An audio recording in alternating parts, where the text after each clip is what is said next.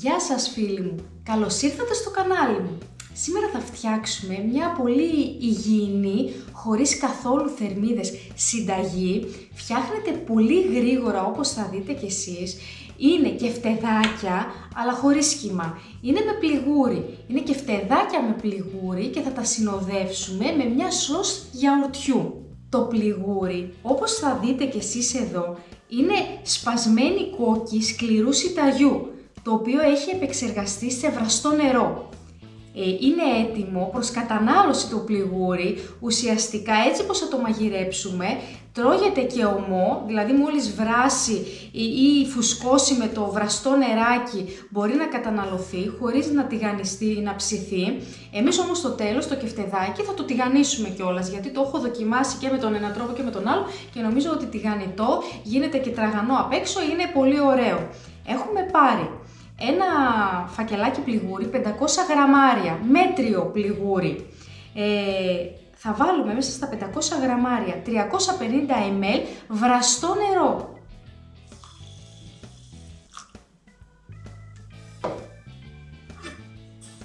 Θα το ανακατέψουμε.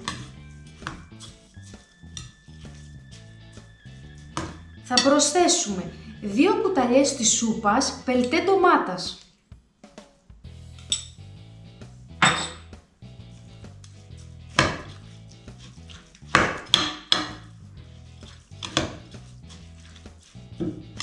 Και έχουμε και τα μπαχαρικά μας.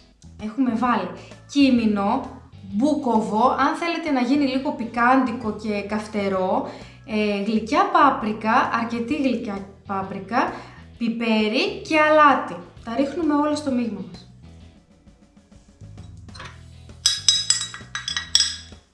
Τα ανακατεύουμε όλα μαζί και θα τα σκεπάσουμε τώρα με μια μεμβράνη και θα τα αφήσουμε τουλάχιστον 20 λεπτάκια ώστε το πληγούρι μας να φουσκώσει και μετά θα είμαστε εδώ για να συνεχίσουμε τη συνταγή. Όση ώρα περιμένουμε το πληγούρι μας να φουσκώσει, έβαλε και λίγο ακόμα νεράκι. Βασικά να έχετε στο μυαλό σας ότι στον μπολ που θα βάλετε το πληγούρι, το νεράκι πρέπει να σκεπάσει το πληγούρι. Θα το αφήσετε να φουσκώσει και να πιει όλο το νεράκι. Θα συνεχίσουμε εμείς τη συνταγή μας μέχρι να φουσκώσει. Σε ένα κατσαρολάκι θα βάλετε ελαιόλαδο. Να ανοίξουμε τη φωτιά και θα σοτάρουμε να μαλακώσουν λίγο τα κρεμμύδια μας. Θα βάλουμε ένα ξερό κρεμμύδι πολύ ψιλοκομμένο. Γενικά όλα τα κρεμμύδια και το μαϊντανό που θα βάλουμε θα τα ψιλοκόψετε πάρα πολύ καλά. Μην τα βάλετε στο μούλτι γιατί θα βγάλουν πολλά υγρά και δεν θέλουμε να βάλουμε κι άλλα υγρά να προσθέσουμε στο πληγούρι γιατί δεν θα μπορούμε να τα πλάσουμε να τα κάνουμε κεφτεδάκια. Προσθέτουμε ένα ξερό κρεμμύδι πολύ ψιλοκομμένο. Ωραία. 3 φρέσκα κρεμμυδάκια.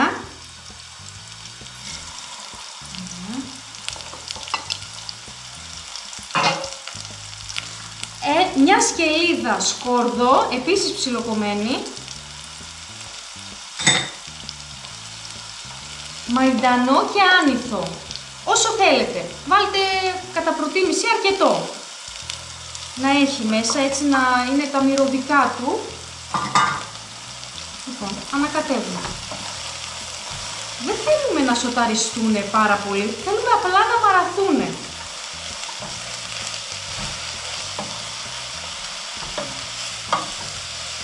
Θα το αφήσουμε 2-3 λεπτάκια και θα το αποσύρουμε από τη φωτιά.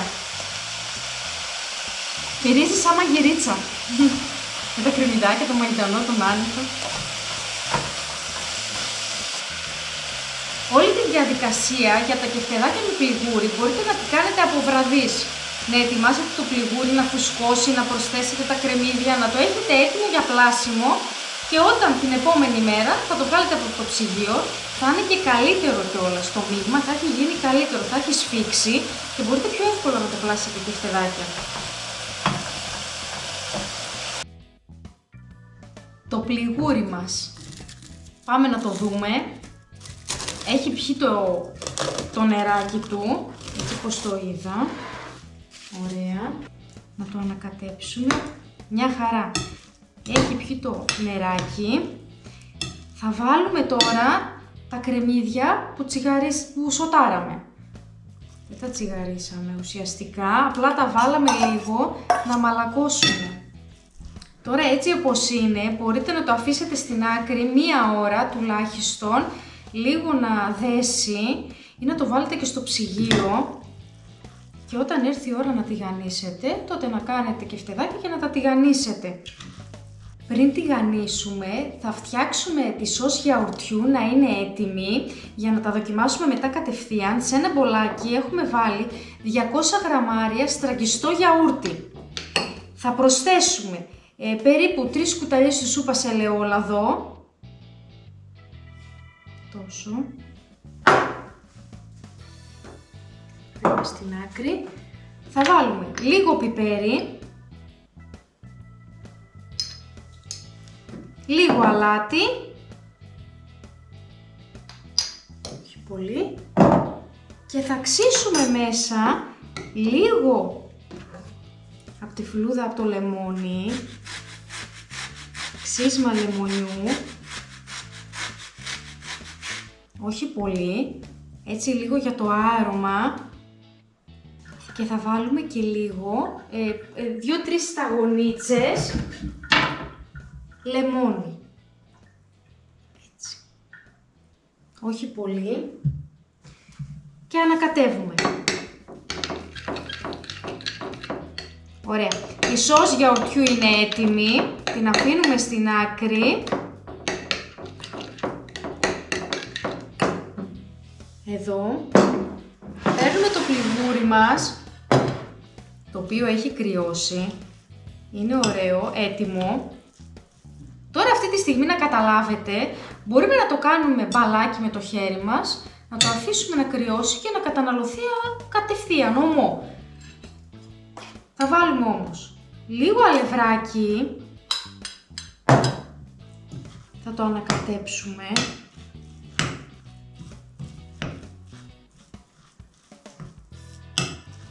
Θα πάρουμε και ένα πιάτο και θα πάρουμε να κάνουμε κεφτεδάκια, τα οποία δεν θέλουμε να είναι στρογγυλά, να είναι λίγο μακρόστενα, έτσι. Σφίξτε το με τα δάχτυλά σας όσο μπορείτε, μην το φοβηθείτε, κοιτάξτε, κρατιέται, δεν είναι ότι διαλύεται, και βάλτε το στο πιάτο. Με 500 γραμμάρια πληγούρι φτιάχνουμε πάρα πολλά κεφτεδάκια.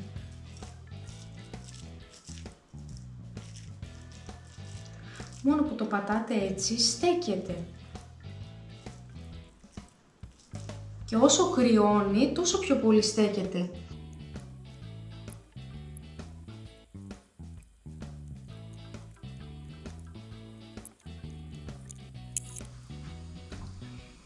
Τα κεφτεδάκια από πληγούρι είναι έτοιμα. Κοιτάξτε πως έχουν γίνει. Έγιναν αρκετά κομμάτια για 500 γραμμάρια πληγούρι και τώρα πάμε να τα τηγανίσουμε. Βάζουμε σε ένα τηγάνι λάδι, περιμένουμε να ζεσταθεί και θα τα βάλουμε. Τηγανίζουμε μέχρι να πάρουν ωραίο χρώμα. 2 λεπτάκια από την κάθε πλευρά.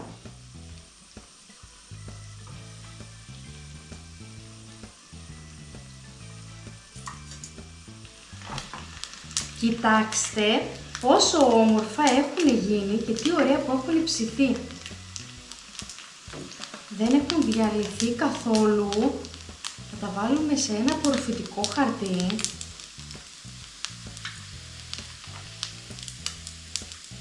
Έχουν γίνει τραγανά και ωραία, κατά τον ίδιο τρόπο θα τα φτιάξω όλα και θα σας τα δείξω στο τέλος. Τα κεφτεδάκια μας από πληγούρι είναι έτοιμα. Τι συνταγή σας έχω φτιάξει πάλι σήμερα? Υγιεινή, ιδιαίτερη κεφτεδάκι χωρίς κύμα με πληγούρι. Πάρα πολύ ωραίο. Το τηγανίσαμε, έγινε πολύ τραγανό. Κοιτάξτε τι ωραίο που έχει γίνει απ' έξω και τι ωραίο χρώμα που έχει πάρει. Μέσα να το δούμε. Θα το δοκιμάσω. Θα βάλω και λίγο από τη σως.